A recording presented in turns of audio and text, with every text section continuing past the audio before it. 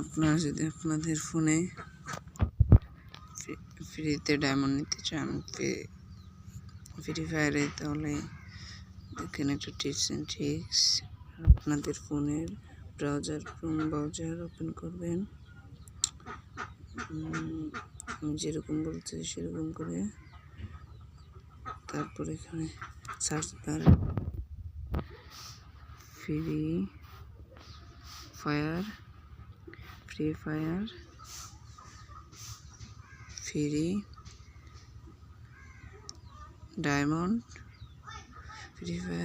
Diamond reward. তারপরে দেখবেন এরকম একটা ওয়েবসাইটে নিয়ে আসবে। উপরে যেটা ক্লিক করবেন,